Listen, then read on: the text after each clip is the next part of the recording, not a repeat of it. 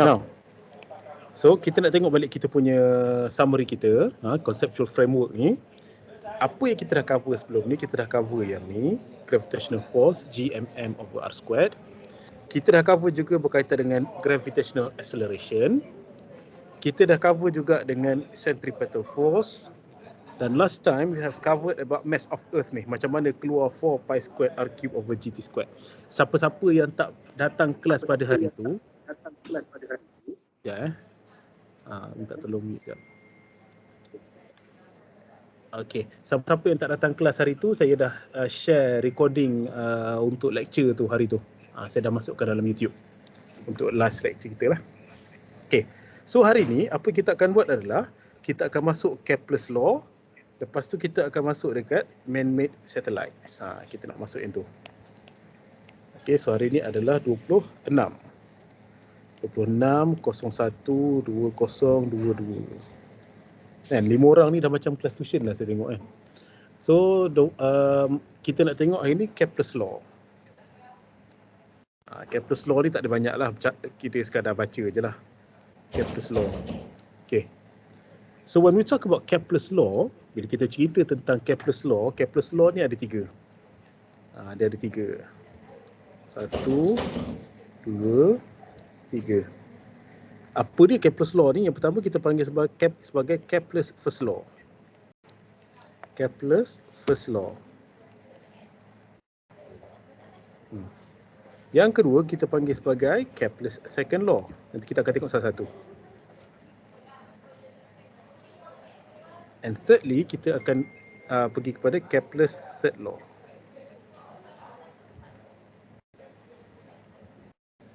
Okay, Kepler's first law, Kepler's second law, Kepler's third law. So bila kata Kepler, kita pergi tengok pada Kepler's first law. Kepler ni nak cerita pasal orbit. Orbit of an object orbiting another object. Contohnya orbit of planet. Orbit of bumi mengelilingi matahari. Itu cerita pasal Kepler's law.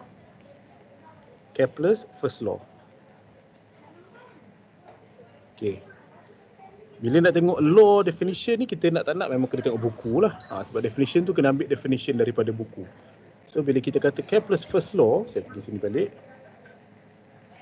Definition. Ni Kepler's first law. Saya ambil sini je. This is your Kepler's first law. Okay. Ni Kepler's first law. Dia kata apa? All planets move in elliptical orbits with the sun at one focus. Maksudnya apa? Semua planet yang ada dekat kita punya solar system ni, if this is the earth, this is the sun. Kalau ini adalah matahari kita, kita lukis sikit. Matahari, ini matahari. Dan katakanlah ini bumi, kita lukis bumi pula. And this is our earth. Ini bumi. Ini bumi. Okey. Bumi ni dia akan mengelilingi matahari in an elliptical manner. Dalam satu line elliptical dipanggil. Dia bukan bulatan, dia elliptical. Tu maksud elliptical macam tu. Elliptical. Ni kita punya warna pink tu adalah kita punya line of orbit kita. Maknanya dia akan mengelilingi matahari tu in elliptical. So nama law ni, Kepler's first law juga dikenali sebagai law of orbits. Law of orbit, where all planets move in elliptical orbit with the sun at one focus. Apa yang dimaksudkan dengan one focus tu? Kalau kita tengok dalam buku teks, untuk menghasilkan ni eksperimen dia. To produce elliptical, untuk menghasilkan elliptical, kita perlukan apa? Kita perlukan 2 fokus. This is the first focus, this is the second focus. Tapi bila kita cerita tentang the orbit of planets around the sun, bentuk dia elliptical tapi memerlukan hanya satu fokus. Apa dia? Bumi, dan fokus kita adalah matahari. Untuk menghasilkan elliptical atas paper, kita perlukan 2 fokus ni. Jadi persoalan dia, kenapa dah atas paper nak hasilkan elliptical dia perlukan 2 kertas, 2 fokus, tapi untuk solar system perlukan 1 fokus je. Sebabnya adalah, kena ingat, matahari ni will attract the earth dan bumi pun sama-sama menarik matahari. Benda macam tu, saling menarik. So bila saling menarik, bentuk dia akan jadi bentuk elliptical. Sebab tu dia bagi tahu all planets move in elliptical orbits dengan sun at one focus. Ni sun at one focus. Itu cerita pendek dia lah. Itu kita panggil sebagai Kepler's first law, ataupun nama lain dia adalah law of orbits. Bentuk kita punya orbit tu. Pergi kepada Kepler's second law. Jangan risau, Kepler ni sekejap ya. Kepler's second law. Okay. For Kepler's second law, kalau kita tengok dalam buku, ini Kepler's second law. Ini Kepler's second law. Ini Kepler's second law. Kepler's second law dia kata apa? A line that connects a planet to the sun sweeps up equal areas in equal time. Apa maksud dia? Maksud dia macam ni. Maksud dia macam ni. Katakanlah kalau kita ada planet ni tadi. Saya copy benda ni. Saya paste ni. Saya groupkan, saya buat ni sikit. Okey, contoh macam tu. Tak patut besar. Okey. Now, katakanlah planet ni keliling apa anti-clockwise. Dia bergerak macam tu. Dia keliling anti-clockwise. Dia bergerak macam ni. Okey, so dia keliling anti-clockwise, bergerak macam ni. Okay, now, katakanlah bila dia bergerak, apa yang akan jadi adalah, kita ambil kalau purple. From the center sampai ke sini, katakanlah dia bergerak sampai sini. Okay. So, apa kita akan dapat? Kita akan dapat line that sweeps out by the planet. Ni line tu, area tu. Maknanya daripada point ni pergi point ni. Saya bagi nama. Saya ni bagi nama sebagai point A. Sini point B. Katakanlah time untuk daripada A pergi B is equal to, let's say, contohlah 2 months. Okay. Lepas tu bila dia sambil dia keliling tu, dia pergi pula daripada, contohnya kita ambil point lain pula. Daripada sini pergi sini.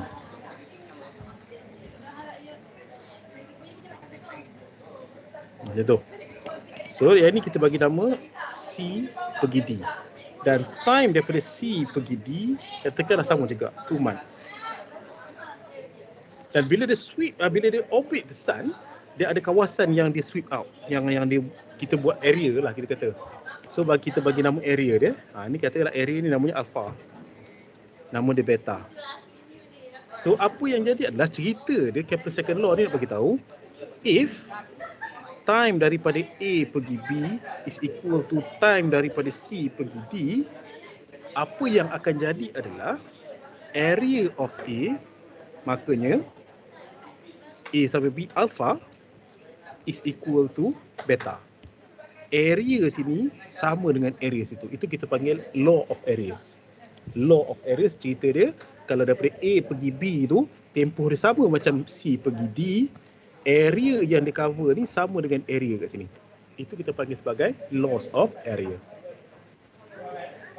Setakat ni boleh follow lagi? Boleh. Boleh ya? Okay. Now, kita pergi pada Kepler's third law. We are going to Kepler's third law. Kepler's third law. Okay. Kepler's third law pula nak cerita pasal apa? Benda ni kena baca sebenarnya, tapi tak apa, kita buat sama-sama. So mungkin nak baca kat rumah tapi tak boleh nak make sense benda ni. So ini Kepler's third law. Dia panggil sebagai law of period. Dia kata apa? Ni ayat dia. The square of orbital period of any planet is directly proportional to the cube of the radius of its orbit. Apakah benda ni? Haiwan apakah ini? Jom kita tengok. Saya ambil gambar ni balik. Saya ambil gambar ni balik. Copy. Saya paste ni. Okay, now. Apa dimaksudkan dengan orbital period? Orbital period tu katakanlah contohnya, kita ada point A. Orbital period tu adalah untuk daripada point A, dia nak pergi, nak pusing one orbit. Katakanlah sampai situ, dapat sampai kat point B. Lepas tu nak pusing ke A balik.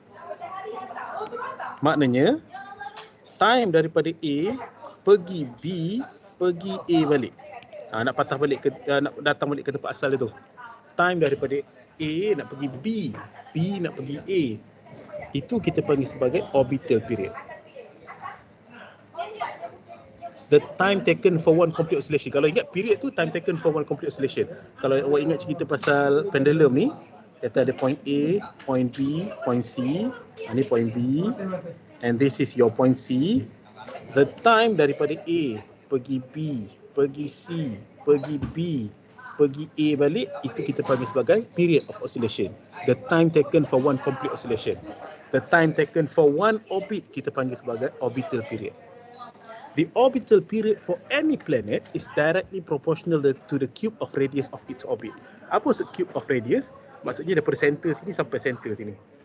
Itu R. Ceritanya adalah, itu R kita, itu radius.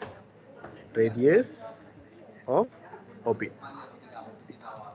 Ceritanya adalah, dia kata apa? The orbital period is directly proportional, the square of orbital period. Square of orbital period is directly proportional to the cube of radius of its orbit. Cube of radius of its orbit. Kita panggil sebagai law of periods. Law of periods. Ingat yang pertama tadi kita cerita tentang apa Kepler's first law, cerita pasal elliptical, law of orbit. Yang kedua kita cerita tentang apa law of area. The area that sweeps out dekat AB tadi tu sama dengan area of CD. And lastly, kita ada law of periods. Law of period kata apa? The square of orbital period of any planet is directly proportional to the cube of the radius of the planet. Law of periods. Makanya daripada sini apa kita dapat? Apa kita akan dapat? Kita akan dapat contohnya T squared is equal to KRQ. Ataupun kita boleh buat T squared over R cube is equal to constant. Benda ni apa faedah dia? Faedah dia kita akan tengok kalau kita nak dapatkan planet lain. Kalau kita ada maklumat soalan tu berkaitan dengan planet lain. Contohnya, dia kata planet A, period dia bersamaan dengan something. Radius dia bersamaan dengan something. Lepas tu, planet B, dia jauh sikit daripada period A.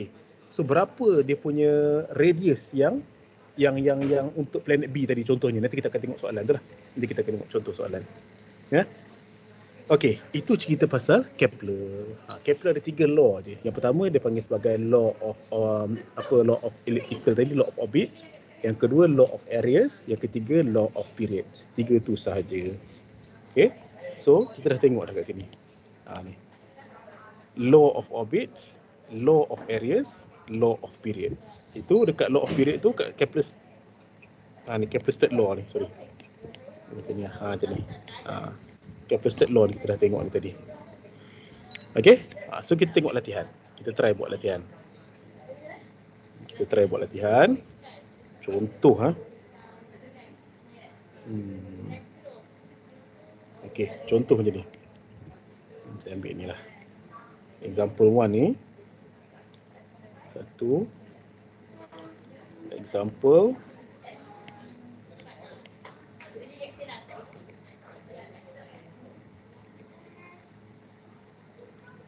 Okey, saya paste sini. Satu. Lepas tu yang ni.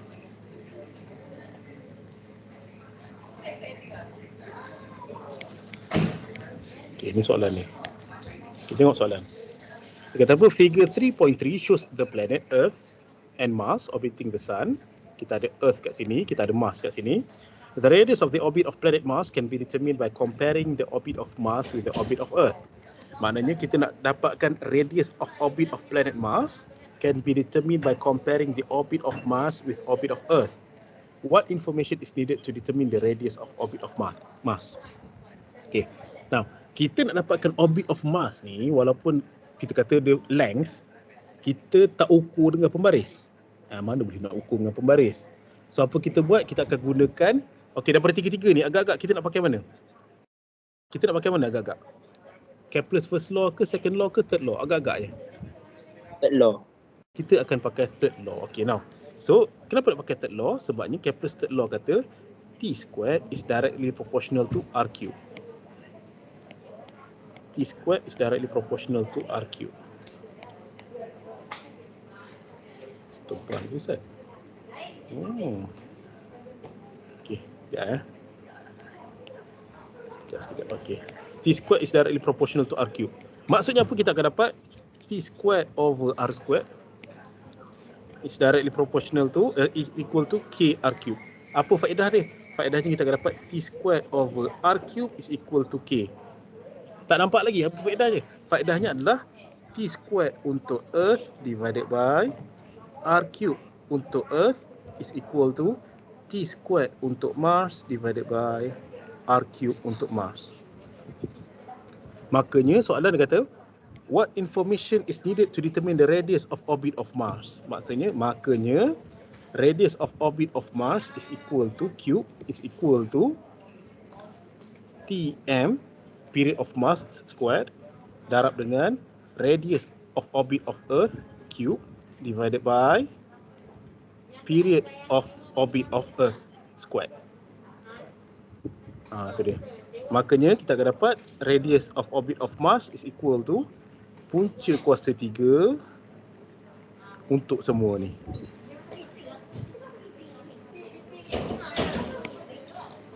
Divided by period of orbit of Earth. Makanya kalau soalan tanya tadi, what information is needed to determine the radius of orbit of Mars? Makanya untuk soalan A, yang pertama kita kena tahu apa? Nak dapat ke orbit of Mars ni, kita nak tahu apa? Yang pertama, apa yang kita kena tahu? Tengok dalam equation ni, apa yang kita kena tahu? Kita kena tahu yang pertama, saya tanya saya jawab, elok. Yang pertama, orbital period of Mars. TM. Okey. Apa lagi kita kena tahu? Anyone, apa lagi kita kena tahu? Radius. Radius apa? Radius orbit of Earth. Bagus. Radius of orbit. Bagus. Dia bukan radius je. Radius takutkan kita kata radius of Earth pula tak pasal-pasal. Radius of orbit. Of orbit of Earth. So RE. Okay, last sekali apa kita kena tahu? Apa lagi kita kena tahu? Orbital period of Earth. Bagus. Orbital period of Earth. Orbital period of Earth. TE. Itu cerita dia. Okay, tengok B pula. Tengok soalan B. Dia kata apa? The radius of the orbit of Earth is 1.5 kali 10 kuasa 11 meter. So, dia bagi maklumat. TE is equal to 1.50 times 10 to the power of 11 meter. Bukan TE, RE. Orbital period of Earth and Mars is 1 year and 1.88 year. So TE is equal to 1 year. TM is equal to 1.88 years. Compared to Earth lah. Okay. Calculate the radius of orbit of Mars. Okay. So makanya RM is equal to tak tahu. So apa kita akan dapat tadi? Daripada equation kat atas tadi. Radius of orbit of Mars is equal to Tm squared time taken for orbital for Mars times orbital radius of Earth cube divided by orbital period of Earth squared punca kuasa 3. So pakai kalkulator awak, keluarkan berapa nilai dia. Kira.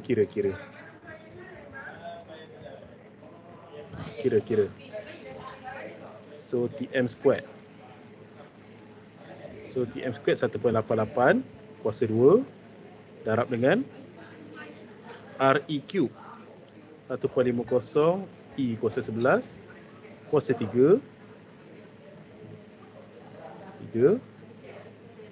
bahagi dengan Te squared 1.0 squared punca kuasa 3. So punca kuasa 3.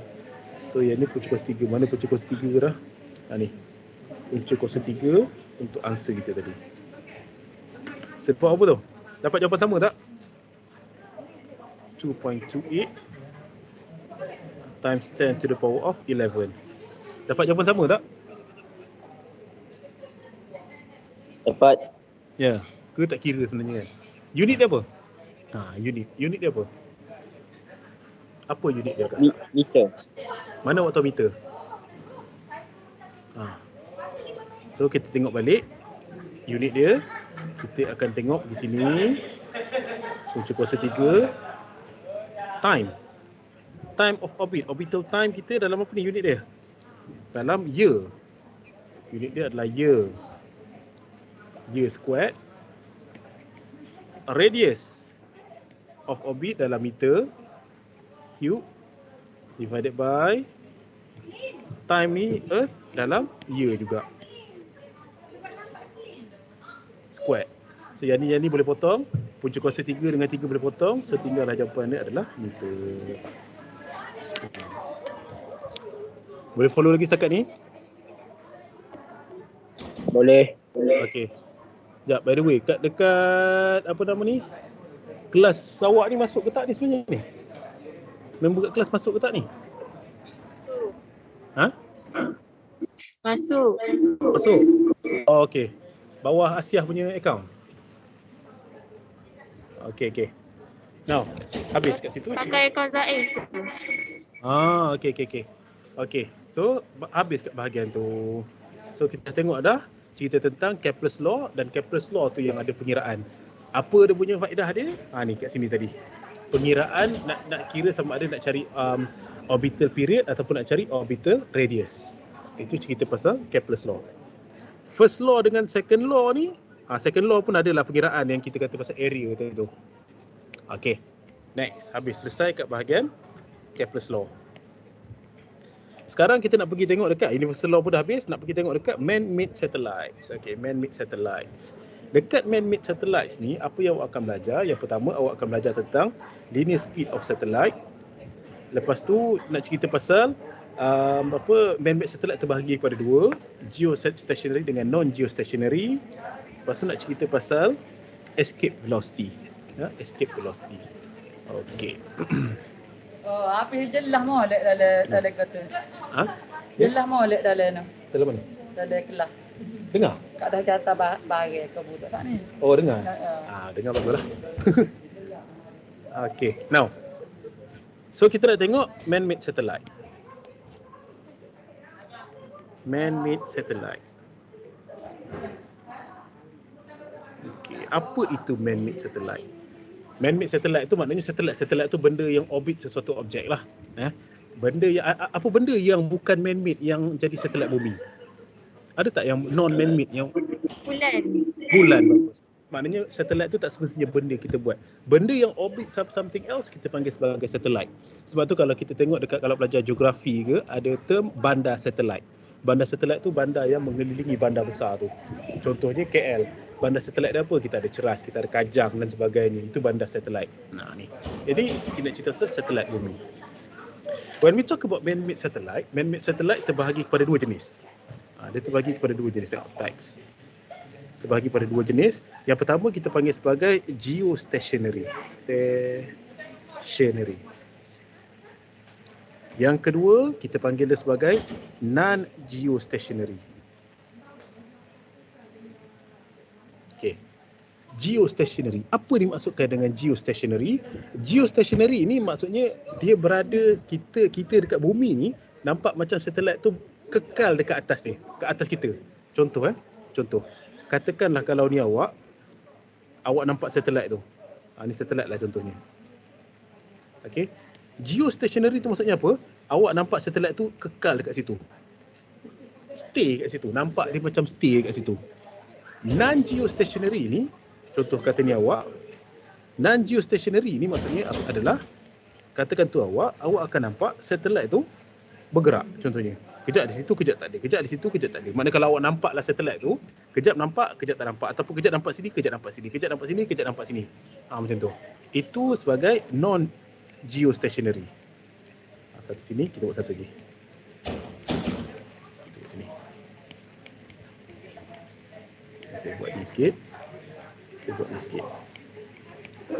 Maknanya awak punya apa nama tadi, satelit tu kejap pergi sini, kejap patah balik, macam tu. Nampak macam dia bergerak. Itu kita panggil sebagai non-geostationary. Problemnya sekarang ni adalah bumi kita ni pun tak stationary. Bumi kita rotate. Kita ada rotation of Earth. Bumi kita rotate. Problem. Tulis S2 problem. Problemnya adalah our Earth rotates. Bumi kita berpusing. Contoh. Katakanlah awak duduk sini. Ini awak.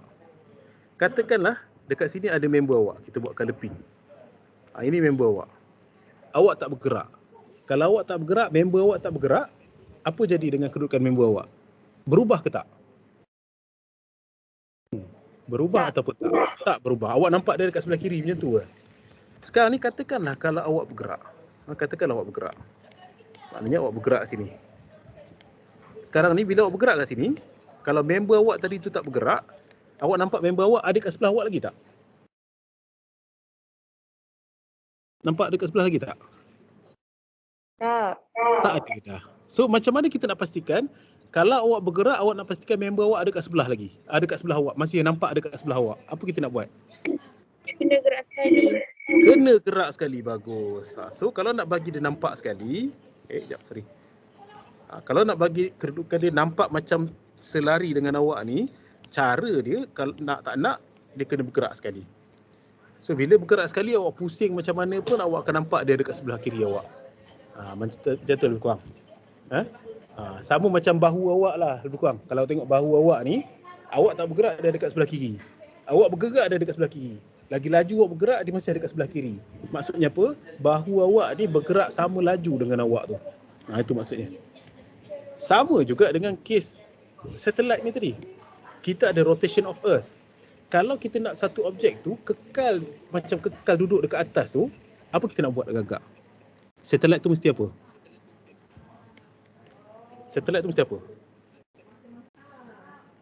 Velocity rotation sama.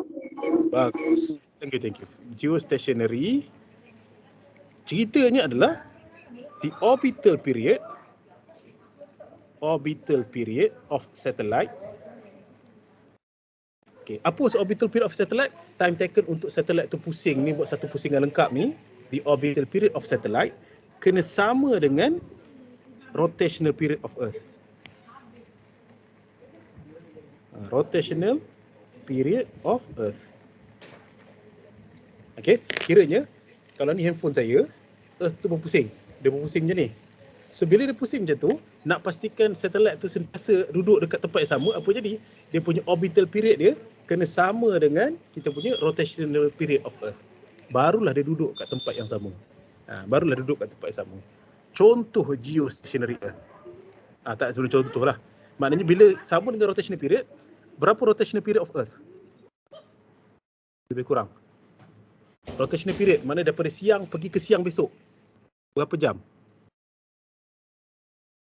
24 jam. Bagus. Dia tak ada kata 24 jam tepat, tapi kita boleh kata macam lebih kurang 24 jam. Maksudnya apa? Orbital period of the satellite tu mesti berjaya orbit bumi satu pusingan lengkap dalam tempoh 24 jam supaya dia sama dengan rotational period of Earth. Itu maksud dia. Okay. Next. Kita nak pergi mana? Kita nak pergi pada contoh, example. Contoh. Sebelum example kita pergi ni dulu. Non-geostationary. Non-geostationary maksudnya apa? Maksudnya orbital period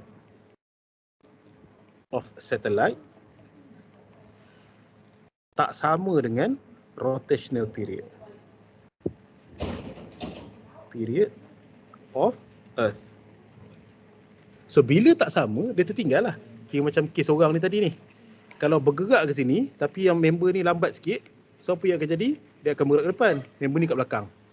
So dia bergerak ke depan, member ni dah makin jauh ke depan, contohnya. Itu maknanya kalau orbital period dia tak sama. So bila orbital period dia tak sama, dia tak akan duduk di langit yang sama. Dia akan sentiasa, kita akan nampak dia sentiasa bergerak macam dalam kes ni. Nampak kalau kita boleh nampak dia bergerak kejap kiri, kejap kanan, kejap tak nampak, cepat dekat belakang bumi kita, kejap kiri kanan dan seterusnya. Okay, now kita baru nak pergi example. Example.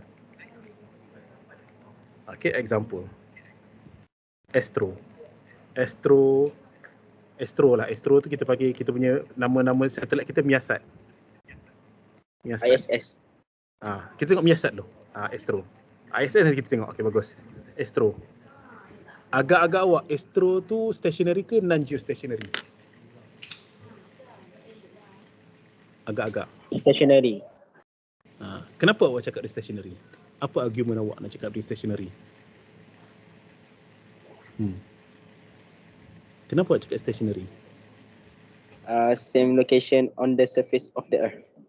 Macam mana awak nak buktikan dia berada di same location? Awak nampak ke?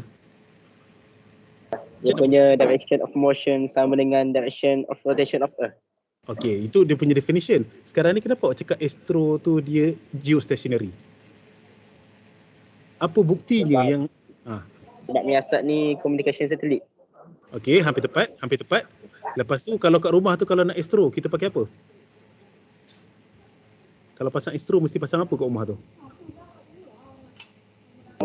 Piring satelit. Bagus. Nak cerita sepiring satelit tu lah. Ceritanya kalau cerita pasal Astro, dekat rumah tu pasang piring satelit. Kita pakai Astro dish. Kalau awak tengok dekat kawasan perumahan, kalau tengok kawasan perumahan yang panjang, banyak kawasan perumahan, piring satelit tu dia menghala ke arah yang sama ke arah yang berbeza? Sama. Semua menunjuk ke arah sama. Sebab apa? Sebabnya piring satelit tu, katakanlah kita punya satelit kita, let's say this is our satellite. Satelit ni akan memancarkan signal macam tu. So piring satelit tu kena sama direction lah dengan kita punya satelit tu. So macam mana nak buktikan yang kita punya miasat tu adalah geostationary?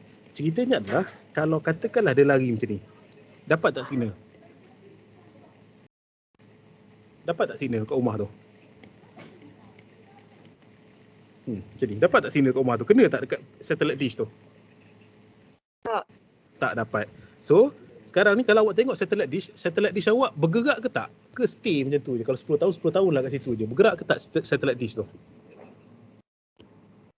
Satellite dish tu bergerak. Satellite dish tu tak bergerak. Tak bergerak tu menunjukkan apa? Tak bergerak tu menunjukkan the direction dia akan pergi menghala ke arah satellite kita. Satellite ni, dia punya position ni dengan kita punya satellite dish tu tak berubah. Tak berubah. Sebab kalau dia berubah, satellite dish ni pun kena ikut perubahan satellite tu. Dia kena ikut satellite tu untuk dapatkan signal. So disebabkan awak sentiasa dapat, kecuali hujan lah. Kalau tak hujan, katakan awak sentiasa dapat signal Astro tu, tak kisahlah siang ke, malam ke, pagi ke, petang ke, menunjukkan awak punya line of sight tu maksudnya antara line antara awak punya dish kepada satellite tu in a straight line of sight dia adalah sama. Maknanya tak berubah. Bila tak berubah, maknanya satellite tu sentiasa berada di tempat yang sama. Untuk dia berada di tempat yang sama, caranya adalah orbital period dia kena sama dengan rotational period of Earth. Itu yang pertama. Yang kedua. Okey, cerita pasal ISS. Okey, ISS. Maknanya yang ni adalah geostationary. Okey, ISS. ISS tu apa? ISS tu kita panggil sebagai International Space Station. Nanti saya tunjuk gambar jap. International Space Station. Sekejap International Space Station from Earth. Kita image. Sekejap, saya tengok dulu. Sekejap. International Space Station, Earth.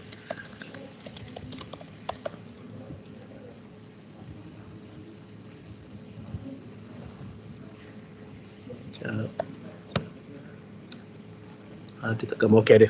Okey. So kita check.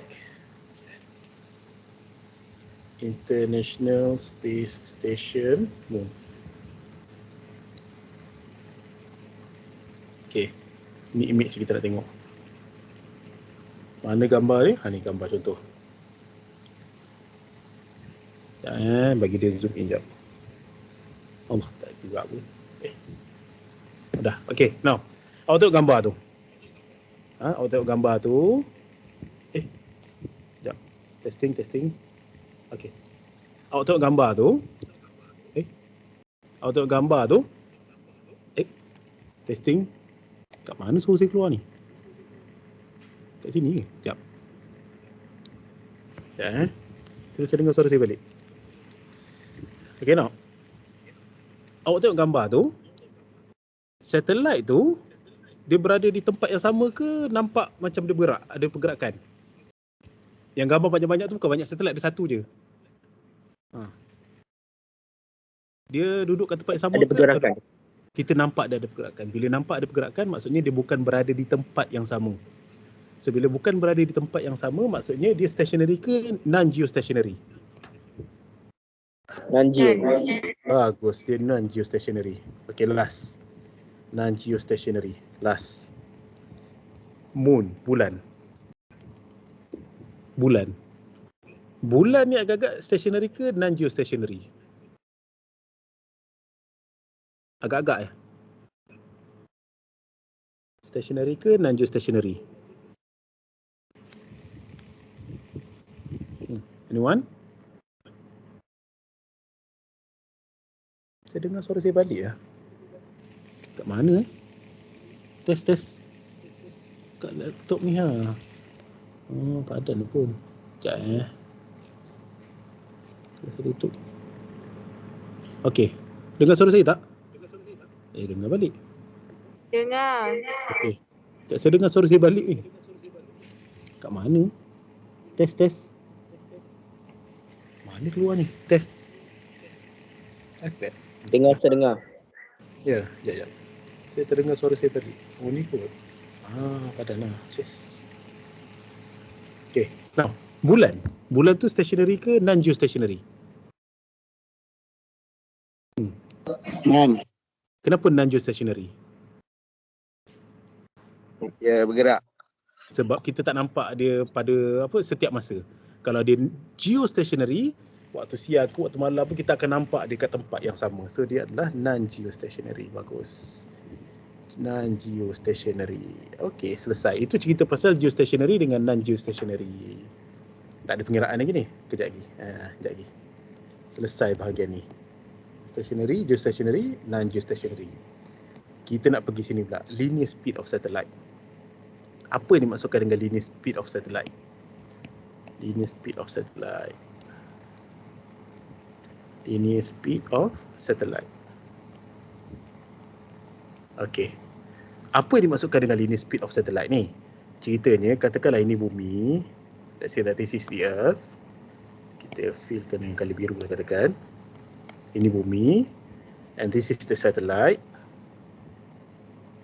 Okay, ini satellite. Bila kita kata linear speed, katakanlah this is the orbit. Let's say that this is the orbit. Kita bagi bintik-bintik ni. Satellite tu akan pusing macam ni. Dia akan pusing mengelilingi bumi lah. Dia akan orbit around the earth. Bila dia orbit around the earth, at any point of the orbit, antara benda yang awak dah belajar dah sebelum ni, speed dia, kalau katakanlah kalau speed kita panggil kalau benda tu berpusing je tu, kalau saya lepaskan tali katakan, apa jadi dia akan bergerak in a straight line, dia akan tangent daripada orbit kita. So ini kita punya speed ni. Dia akan bergerak kat sana, speed. Speed yang dia bergerak ke sana tu kita panggil sebagai linear speed. Linear speed V. Linear speed V. Itu cerita pendek dia lah. Okay, linear speed of satellite. Macam mana kita dapat linear speed of satellite? So kita kena recap balik. Okay, kita recap. Apa equation yang kita dah belajar? Yang pertama, you have learnt about Newton's universal law of gravitation. Newton's universal law of gravitation bagi tahu gravitational force is equal to G m1 m2 over r squared. Secondly, awak dah belajar pasal gravitational acceleration. Gravitational acceleration tu. Gravitational acceleration awak dah belajar pasal G m1 over r squared. G m1 over r squared. R squared. Yang ketiga, awak dah belajar pasal centripetal force. Centripetal force is equal to mv squared over r. Centripetal velocity. Ataupun divided by radius of centripetal tu lah. Dan juga nombor 4, awak dah belajar tentang centripetal force. Kalau kita cerita pasal satellite ke benda ni, siapa yang tarik? Yang tarik dia adalah gravitational force. Makanya kita boleh keluarkan dia mv squared over r is equal to G m1 m2 over r squared. Bila buat equation macam ni, kita kena keluarkan lukisan ni. So katakanlah saya buat lukisan satu, one, and another one. Ni objek. Kita define siap-siap. So this one is M1 and this one is M2. M2 tu adalah objek. So when we talk about centripetal force, kita nak cerita tentang force yang dikenakan kepada objek. So makanya ini adalah M2. So bila yang ni adalah M2, yang ni pun adalah M2 juga. Sebab kita tengah cerita pasal objek tu. Kita ada M1 dengan M2. Okey, antara empat equation ni, yang mana ada cerita tentang V, speed? Yang mana ada cerita tentang V? Equation mana? 1, 2, 3, 4.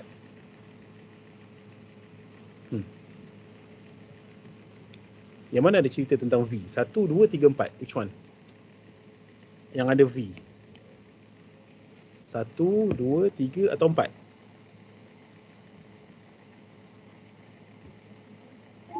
3 dengan 4. 3 dengan 4. Okay, now agak-agak awak daripada equation ni, kalau kita tengok balik gambar ni, equation ni, agak-agak awak nak keluarkan V sama dengan punca kuasa GM over R tu, kita nak pakai equation mana? Nombor 3 ke nombor 4? Nak keluarkan GM over R tu, nombor 3 ke nombor 4? Nombor 4. Bagus, maknanya kita akan dapat from equation number 4, kita akan dapat mv squared over r, m siapa? M objek m2 is equal to g m1 m2 over r squared. Makanya v squared tu v of object lah. Sebab when we talk about centripetal force, kita tengah cerita pasal objek. Mana kalau objek tu maknanya semua ni nombor 2 lah. Semua ni objek punya. Okay. So maknanya kita akan dapat v squared, v of object tu tadi is equal to g m1 m2 over r squared m2 darab dengan r. Apa saya buat? Yang ni saya letak bawah, yang ni saya letak atas. Okay. Apa yang kita boleh potong? Kita boleh potong m2 dengan m2. Sebab tu penting awak tahu m ni siapa punya. So kita nak potong sekejap lagi. Kita tahu kita potong siapa dan kita tahu siapa yang tinggal nanti. So m2 boleh potong. Bila dah boleh potong, kita akan dapat v squared is equal to g m1. R dengan r ni boleh potong tak ni? R dengan r divided by r. Makanya v is equal to g m1 over r. Punca kuasa. Itu cara nak derive dia. Okey. Dan v tu namanya adalah apa tadi? Linear speed of satellite. V ni namanya adalah linear speed of satellite. Speed of satellite. Senang aja. Boleh follow lagi setakat ni? Boleh. Boleh Okey. Habis linear speed of satellite. Linear speed of satellite sudah habis. Escape velocity pula. V sama dengan 2 gm over r. Sudah. Ni lain sikit. Escape velocity V sama dengan 2 gm over r. Yang ni panjang sikit. Kita nak cerita pasal escape velocity. Nak keluarkan benda tu kena faham satu-satu dulu. Escape velocity. What is the meaning of escape velocity? Escape velocity tu apa? Escape velocity adalah kita kata minimum velocity of an object to escape gravitational force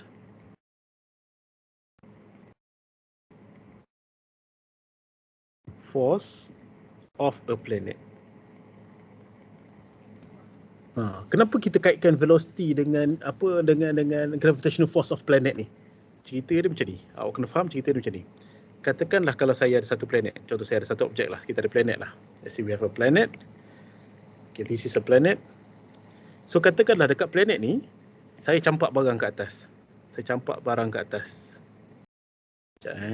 Saya buat garis titik-titik dulu. Saya campak barang tu ke atas. Dan objek tu duduk sini. So apa jadi dengan objek tu? Bila campak apa jadi? Bila saya campak barang kat atas apa jadi? Dia jatuh balik. Bagus, dia jatuh balik. So katakanlah objek tu bermula kat bawah ni. Lepas tu apa saya buat? Saya tolak dia ke atas, saya campak dia ke atas. Kita buat macam ni lah, kita buat bentuk ni sikit, bentuk petak lah. Okey. Sekejap Okey, kita buat petak macam ni. Lepas tu saya letak sini. Macam ni. Copy satu lagi. Ni mana ni kedudukan asal dia. Okey. So apa yang akan jadi lepas tu, dia akan jatuh balik. Okey, dia akan jatuh balik. Sebelum dia jatuh balik, apa jadi kat speed dia? Bertambah ke berkurang? Dia naik kat atas ni.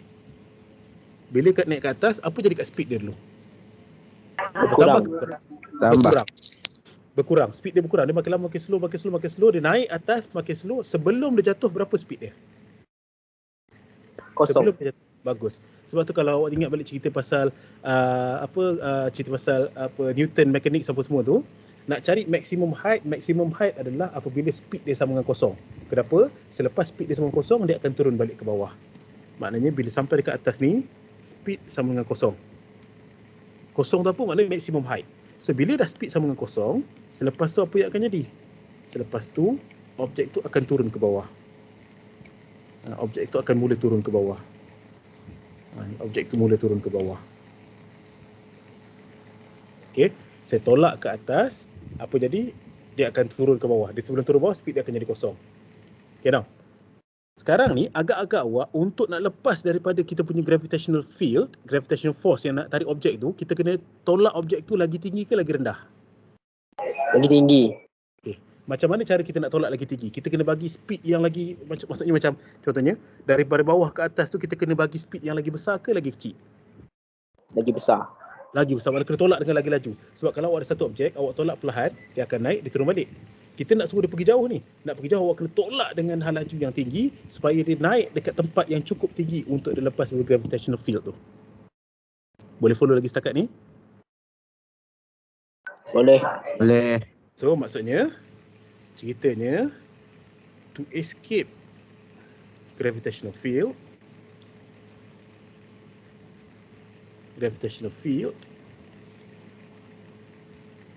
the object must be thrown at higher speed. Okay, now.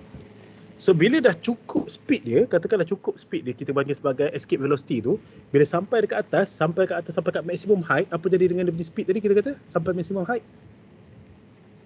Apa jadi dengan speed dia? Zero. Ya, speed dia akan jadi zero. Zero. Bila dia lepas daripada gravitational field, adakah dia akan turun balik?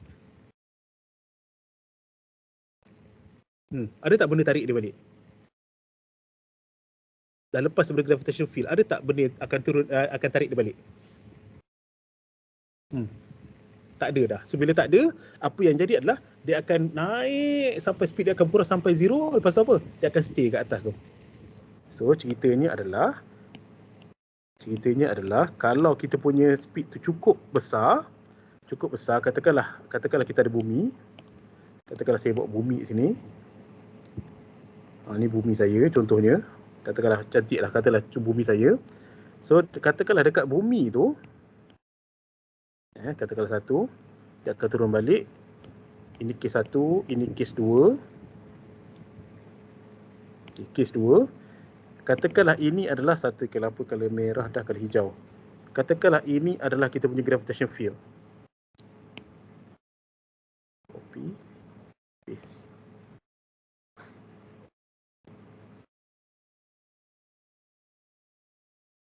Okay, katakanlah itu gravitational field. Maknanya selagi duduk dalam gravitational field, selagi itu dia akan tertarik balik ke bawah. Katakanlah, saya delete balik. Saya duduk kat, saya paste sini. Sorry, not you. Sekejap sorry. Delete.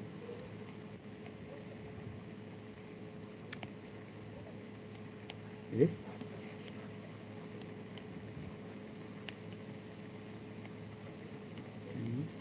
Paste. Okay. So ceritanya dia akan turun balik ke bawah untuk gambar yang pertama ni, gambar A kita kata, ini gambar A. Untuk gambar B, situation B, Untuk tak nak dia tertarik ke bawah, apa saya kena buat? Saya kena naikkan dia cukup tinggi sampai kat luar ni. So bila dah cukup tinggi sampai kat luar tu, dia sampai kat satu certain height, kita panggil sebagai maximum height, V sama dengan 0. V sama dengan 0, sekejap. Padam sekejap. Okay. V sama dengan 0 meter per second. Dalam kes ni, in this case pula, bila dah naik sampai atas tu, V sama dengan 0 tu, dia dah lepas daripada kita punya gravitational field of the earth. Adakah objek itu akan tertarik balik ke bawah? Adakah dia akan tertarik balik ke bawah? Dia tak akan tertarik ke bawah. So apa yang akan jadi adalah dia akan kekal duduk dekat atas ni. Dia akan kekal duduk atas ni. Maksudnya apa? Maksudnya untuk nak capai dekat atas ni, kita perlu tolak dia dengan certain velocity yang cukup besar untuk dia sampai dekat atas ni, luar daripada kita punya range ni tadi. Speed yang menyebabkan dia naik ke atas ni tu kita panggil sebagai escape velocity. Boleh follow lagi setakat ni? Boleh. Boleh. Okey, kalau laju sangat bagi tahu. Now, so apa yang akan jadi sekarang ni? Contoh kalau kita tadi kata apa? Katakanlah this is point A, this is point B. Assuming tu maksudnya kita anggap assuming no other force. Alamak, A dengan B confuse pula kan. Saya tak nak A dengan B lah. Saya buat contohnya J dengan K. Sebab sini ada A, B. Saya tak nak confuse benda tu. Assuming no other force, no other energy between J and K, other than gravitational potential energy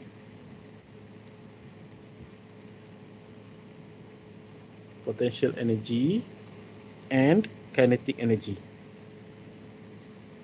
Apa maksudnya tadi? Maksudnya kalau duduk atas ni dia ada gravitational potential energy. Bila dia bergerak ke bawah dia ada kinetic energy. Nak naik ke atas ada kinetic energy dan dia gain gravitational potential energy. Maknanya kita anggap ada dua jenis energy ni je. Heat ke apa semua kita abaikan. Ada dua je, gravitational potential energy and kinetic energy. Now, ada dua ni je. From principle of conservation of energy,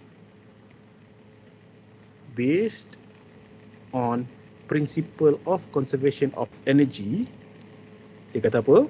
Dia kata the total energy dekat J kena sama dengan the total energy dekat K. Jumlah tenaga yang ada pada J kena sama dengan jumlah tenaga yang ada pada K. Principle of conservation of energy, the total amount of energy is constant. Energy tenaga tak boleh bertambah, tenaga tak boleh berkurang, suka hati macam tu dia. Jumlah tenaga tu kena sama. The total amount of energy at J is equal to the total amount of energy at K. So dekat J kita ada apa? Kita nak main dengan dua jenis energy je. Kita nak main apa tadi? Kita nak main dengan gravitational potential energy. Saya buat simbol sikit. Simbol dia U besar. Kinetic energy simbol dia EK. Simbol dia U besar, kinetic energy simbol dia EK. Maksudnya gravitational potential energy dekat U dekat J tambah kinetic energy dekat J kena sama dengan gravitational potential energy dekat K tambah kinetic energy dekat K. Itu principle of conservation of energy. Okay, now cerita dia. Awak dah tahu dah gravitational potential energy. Tak nak lu. Kita buat kinetic energy. Kinetic energy. Apa equation untuk kinetic energy? What's the equation for kinetic energy? 1/2 mv squared. 1/2 1/2 mv squared. Apa equation untuk gravitational potential energy? Yang awak tahu? U. Kita belajar selama ni gravitational potential energy, dia punya equation dia adalah mgh. Saya kalau nak derive pun jadi panjang. Ceritanya adalah kita belajar selama ni, awak belajar gravitational potential energy adalah mgh. Mgh tu adalah ringkasan daripada dia punya equation asal dia. Apa equation asal untuk gravitational potential energy?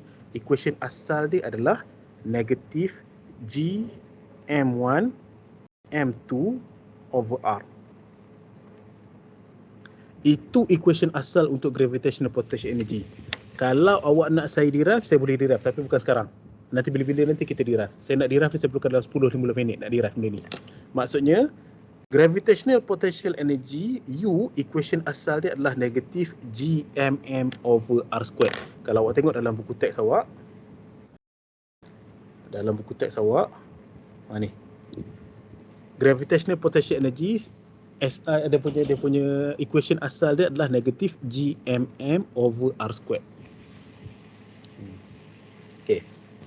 Mana datang GMM over R squared tu? Itu kita boleh derive nanti bila-bila. Kita boleh derive, tak ada masalah. Sekarang ni kita ada 15 minit. Kalau derive je, takut habis masa, dan satu lagi benda tu tak masuk exam pun. Derive tu ilmu tambahan. Tapi bagi saya lagi best derive, tapi tak apa, kita selesaikan sesuatu dulu. Daripada GMM over R squared ni, kita akan dapat MGH. Itu cerita lain. Itu cerita nanti. So, gravitational potential energy, simbol dia adalah negatif. Kena ada negatif. Tapi kalau awak ingat lagi lah, selama kita belajar ni, energi ni skala kuantiti, dia tak ada negatif. Apa maksud negatif energi ni? Negatif energi ni macam ni maksudnya. Y U is negatif. Okay, kenapa U tu negatif? Y U is negatif. Ini pun tambahan juga sebenarnya. Kita buat secara ringkas dulu. Y U is negatif. Negative force. Lagi, dia tak cerita pasal force. Dia cerita pasal energy. Okay, now energy tak boleh negatif. Energy tu skala, dia tak boleh negatif. Negatif tu direction. Energy mana? Dia direction. Kenapa negatif? Okay, now contoh kita buat analogi. Analogi. Katakanlah ni awak. Awak duduk kat sini. Tak ada orang kacau. Duduk atas tanah. Tak ada orang kacau. Berdiri macam tu je. Tak ada orang kacau. Awak tengah duduk-duduk tu. Awak tengah duduk-duduk macam tu. Tiba-tiba tanah tempat awak duduk tu hilang. Contohlah tiba-tiba hilang. Tiba-tiba hilang. Awak tengah duduk ni, maknanya ini awak punya point of equilibrium ni. Awak tengah duduk atas ni mula. Duduk dan diam, tak ada buat apa. Duduk dan diam. Tiba-tiba lantai bawah tu hilang. Apa jadi kat awak? Apa Jatuh. jadi? Awak akan jatuh kan? Awak akan jatuh, bagus. Awak akan jatuh. Bila awak jatuh, awak dah duduk kat lubang tu ke awak nak keluar? Keluar. Awak nak keluar. Sebab tempat asal awak kat sini. Bila tiba-tiba awak punya tapak tu hilang, awak jatuh. So awak nak kembali ke tempat asal. So apa yang jadi adalah bila awak jatuh tu, awak ada, bila nak naik atas, sekejap kita buat sini. Bila nak naik atas, awak perlukan energi ke awak perlukan energi tak nak naik atas? Hello. Awak perlukan energi nak naik atas. Elok dekat sini awak tak kacau orang, kat sini maknanya awak memerlukan 0 joule untuk duduk dan diam, 0 joule. Tiba-tiba ada tanah, tapak tanah tu hilang, awak duduk kat bawah. Untuk naik atas tu katakan awak perlukan 200 joule. Maksudnya sekarang ni awak kehilangan berapa joule? Maknanya tiba-tiba kena bayar 200 joule. So awak sekarang ni berhutang berapa joule? 200. Maknanya awak berhutang 200 joule. Kat sini kita ada deficit of energy. Deficit of energy. Apa maksud deficit of energy ni? Maksudnya tak pasal-pasal awak dari tadi kosong, dah duduk equilibrium tu, energi awak kosong. Tak pasal-pasal tanah tu berlubang, awak jatuh bawah, nak naik atas, tak pasal-pasal perlukan tenaga pula. Contohnya. Contohnya macam tu. Maknanya katakanlah tenaga awak kosong, katakanlah awak tak makan lagi. Bila awak tak makan lagi, apa jadi bila turun bawah, nak naik atas perlukan tenaga. Bila naik atas perlukan tenaga, awak tak ada tenaga, awak tak boleh panjat benda tu. Bukan maksudnya tenaga awak jadi negatif. Maksudnya tiba-tiba awak berhutang tenaga pula untuk awak kembali ke tempat asal tadi. Itu maksud negatif dalam kes ni. Deficit of energy. Boleh follow lagi setakat ni? Boleh. Sama juga cerita pasal gravity. Gravitational field. Katakanlah awak ada kat sini. Katakanlah ada seekor dog kat sini. Tak kacau orang. Dekat angkasa lepas. Berapa jumlah tenaga yang dia ada sekarang ni? Tak bergerak ni. Bila tak bergerak, kinetic energy tak ada. So berapa jumlah tenaga dia ada? 0. Sama dengan 0 joule. Tiba-tiba, contoh kita kata tiba-tiba muncul satu planet kat sini. Tiba-tiba muncul satu planet. So apa jadi kat objek tu? Dia tarik. Objek tu akan tertarik melekat sini sampailah dia berhenti. Dia tiba-tiba ada objek tu akan tertarik sampailah dia berhenti. So bila tiba-tiba tertarik sampai berhenti kat situ, tempat asal dia kat mana? Tempat asal dia dekat atas ni. So bila tempat asal dia kat atas tu, untuk dia nak kembali ke tempat asal dia, kita ada panggil tadi deficit of energy. Contoh katakanlah dekat sini, daripada tempat asal ke tempat ni katakanlah sama dengan 700 joule. Contoh 700 joule. Bila 700 joule, maksudnya objek ni tadi kalau tak ada bumi, jumlah tenaga yang dia ada adalah 0 joule, tak kacau orang, dia tak buat apa pun. Ada bumi, tiba-tiba bumi tu tarik, ada planet tu tarik dekat sini. Untuk dia pergi ke sini, tak pasal-pasal lah dia kena bayar 700 joule. Maknanya dia ada deficit of 700 joule. Sebab tu nilai dia kat situ negatif. Sebab kita ambil objek tu dekat tempat infinity, mula-mula energi dia kosong. Bila ada satu objek tu akan tarik dia ke bawah untuk kembali ke tempat asal dia tadi, tak pasal-pasal dia kena bayar pula. Itu kita panggil sebagai negatif. Sebab tu dia nilai dia adalah negatif. Kita panggil sebagai deficit of energy, tak pasal-pasal. Boleh follow lagi setakat ni? Boleh. Sebab tu cerita pendek dia, sebab tu dia punya equation dia akan dapat negatif. Kenapa GMM over R? Yang tu saya explain nanti kalau awak nak, next time saya boleh explain. Sebab benda ni kita main dengan matematik sikit. Kita kena derive sikit, kita kena integrate. Tak apa, itu benda tu kita akan tengok. Kalau berminat kita boleh tengok, tak ada masalah. Tapi next time lah sebab kita nak habiskan ni dulu. Masa nak habis ni. Okey, itu cerita kenapa dia negatif. Kita kembali kepada atas ni. Nak cerita tentang apa tadi? Escape velocity. Kita sambung balik. Kat sini.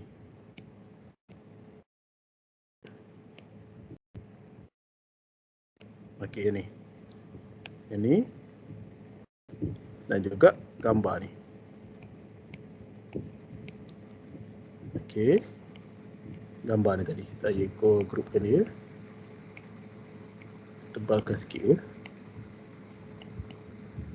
Besar sikit. Okay, now. Cerita dia macam ni. Based on principle of conservation of energy, jumlah energi pada J kena sama dengan jumlah energi pada K. Okay, jumlah energi pada J siapa ada? Kita ada gravitational potential energy tambah kinetic energy. Jumlah energi pada K kita ada apa? Kita ada gravitational potential energy, kita ada kinetic energy. Kita assume dua tu je, tak ada heat, tak ada apa. So kita keluarkan equation kita. Apa gravitational potential energy tadi? Kita akan dapat negatif Gm1 M2 over R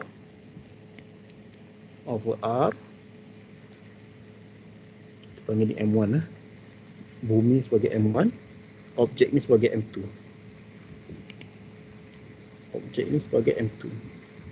Okay, plus 1/2 mv squared. V siapa? Yang bergerak objek ke bumi.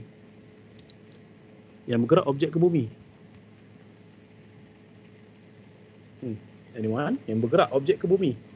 Saya campak siapa tadi? Saya campak objek ke saya campak bumi? Objek. Maknanya objek lah, kena cerita pasal objek.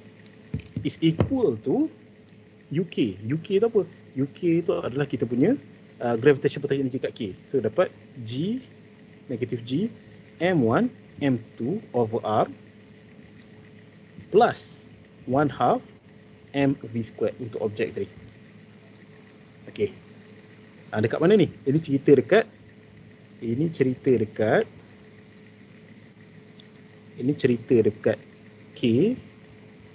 cerita dekat J.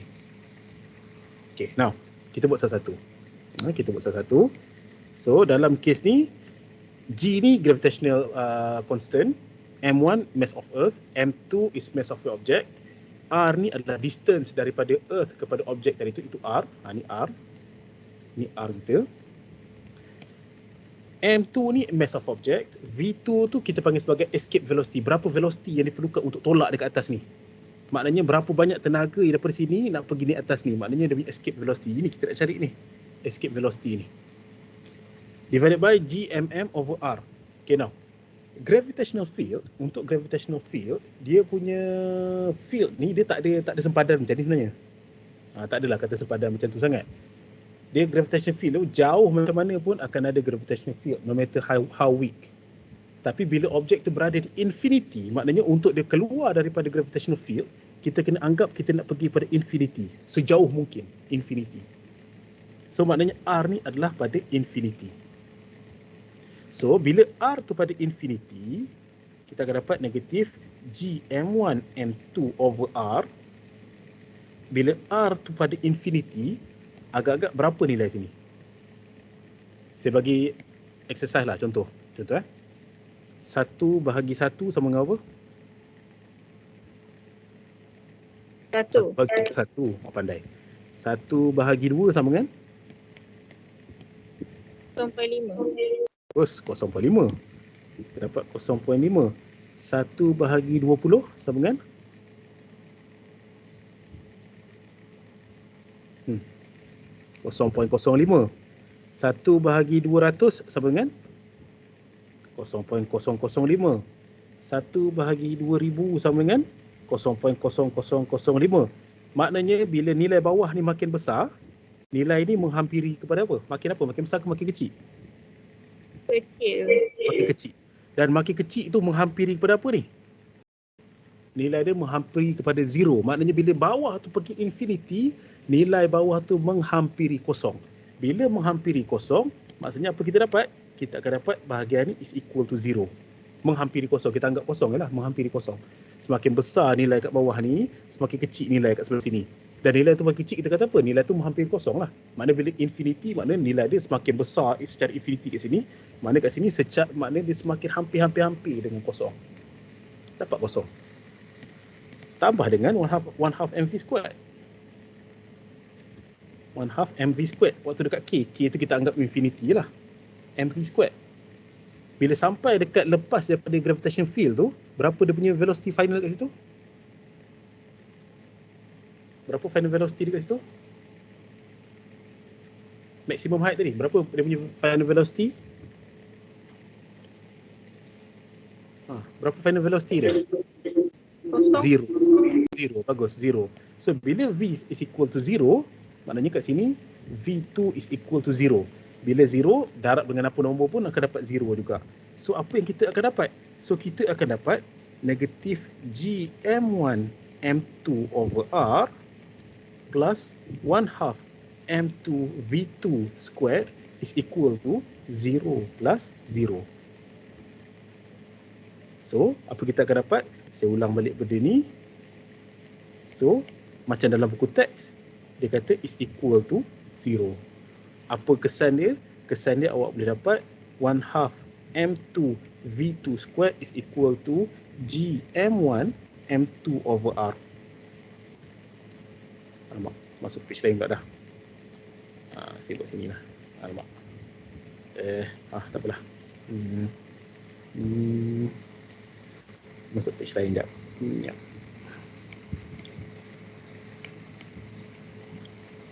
Ya. Okay. Now, dapat macam tu. So apa kita buat? Kita nak cari V squared. So V squared untuk escape velocity ni tadi sama dengan Gm1 M2 over R darab dengan 2 bahagi dengan M2. Sebab tu penting cerita pasal M2 ni. Nak cerita pasal mass siapa. Sebab kita nak potong lagi. So M2 dengan M2 boleh potong. So akhirnya kita akan dapat V squared is equal to Gm1 2 divided by R. So kita akan dapat escape velocity is equal to 2 Gm1 over R. Punca kuasa.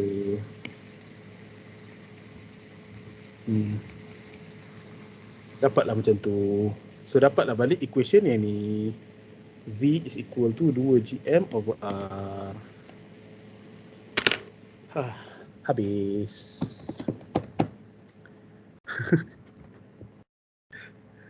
Itulah dia ceritanya. Setakat saya ajar tadi tu, boleh follow tak flow dia? Saya tak kata boleh, saya tak expect awak untuk repeat balik. Awak boleh follow tak flow yang saya cerita tadi tu? Boleh. Boleh lah. Okey lah. Mana kalau awak tengok balik nota ni, saya harap boleh nampak lah, boleh faham apa benda yang saya ceritakan tadi tu. So maknanya ceritanya kat sini, semua equation yang ada dalam gravitation tu, semua benda tu kita boleh derive. Semua benda tu kita boleh derive, dia bukan datang magic macam tu je. Cuma hari ni yang kita tak derive, makhluk ni. Ni. Ini kita tak derive lagi. Nak derive pun boleh, tak ada masalah. Saya dah buatkan dah sebenarnya. Mana nota saya? Saya dah buat dah sebenarnya. Ni. Dia nak derive dia, kita akan buat macam ni lah. Cerita dia panjang sikit ni. Ni. Tapi panjang lah ceritanya. Ceritanya panjang.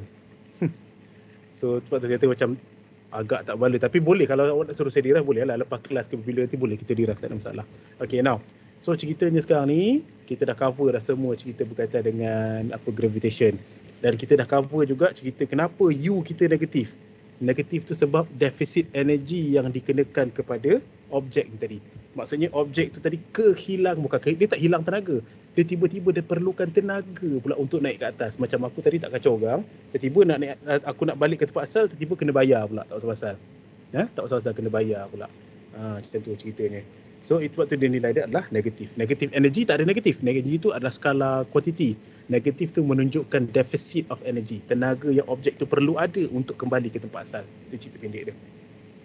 Lepas tu juga kita dah derive juga cerita tentang macam mana nak mencari escape velocity.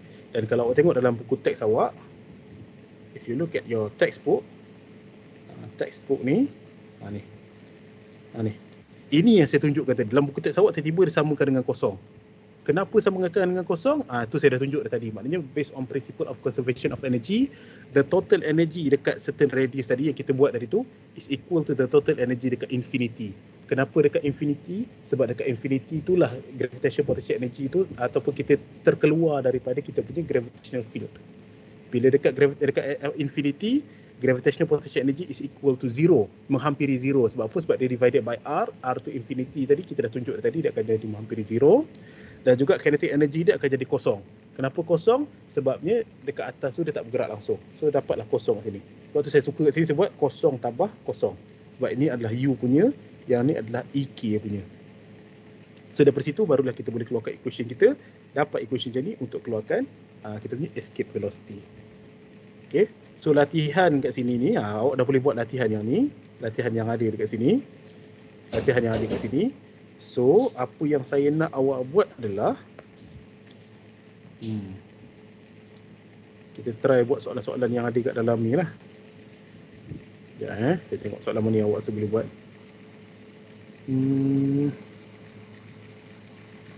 Okay, sekejap. Kita tengok soalan yang kita boleh buat saya nak awak buat lah. So, saya nak awak buat soalan nombor 1.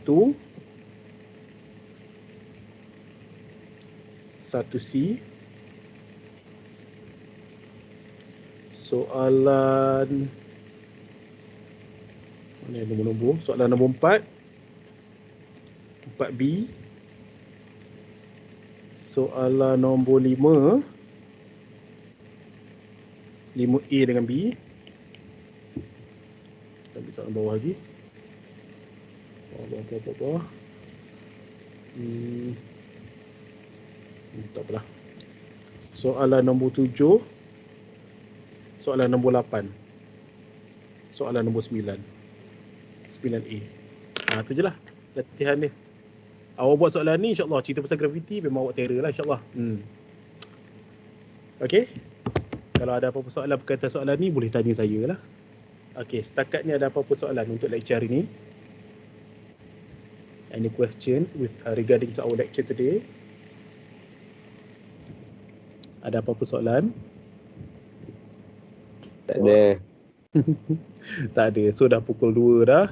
So tengah hari ni makan apa Makan apa tengah hari ni? Ayam. So selamat makan ayam dan selamat berehat. So that's all for today. So insyaAllah saya akan uploadkan video ni ke YouTube untuk siapa-siapa yang tak masuk lecture kita hari ni. Nanti saya akan bagi link kepada kelas kita ada grup Telegram ke grup WhatsApp tak? Kalau tak ada, tolong buat satu. Siapa nak buatkan Asyah lah ke siapa ni? Nak buat? Zaim? Bercakap tadi tu, Zaim. Okay, nice. So Zaim tolong buatkan grup WhatsApp untuk kelas kita ni. Masukkan saya dan nanti saya akan share link tu dalam grup tu. Okay, so itu sahaja untuk hari ini. That's all for today.